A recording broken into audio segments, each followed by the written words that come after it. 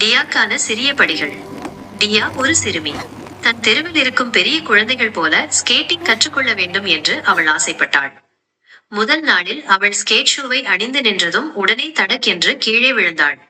அவளுடைய நண்பர்கள் சிரித்தார்கள். உனக்கு ஸ்கேட் செய்யவே வராது என்று ஒரு பையன் அவளை முந்தி வேகமாக சென்றான். டியாவின் முழங்கால்கள் வலித்தன. கண்களில் கண்ணீர் வந்தது. ஆனால் மனதுக்குள் அவள் மெதுவாக இன்னொரு முறை முயற்சி செய்வேன் என்று சொன்னாள். அடுத்த நாள் அவள் சுவரின் அருகில் பயிற்சி செய்தாள்.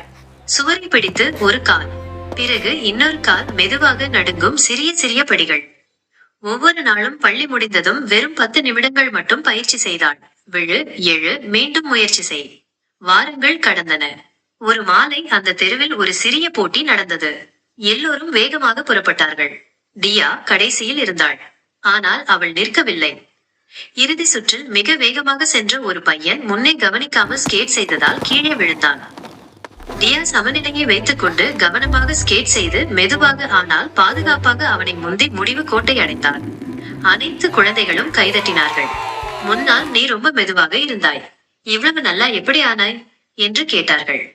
டியா சிரித்துக் கொண்டு சொன்னாள், ஒரே நாளில் நான் நல்லா ஆகல. நான் முயற்சி செய்யதை நிறுத்தவே இல்லை. நீதி, சிறிய சிறிய படிகளை தொடர்ந்து எடுத்து வையுங்கள். தினமும் செய்யும் முயற்சி மற்றவர்கள் சிரித்தாலும் உங்களை வலிமையானவர்களாக மாற்றும்.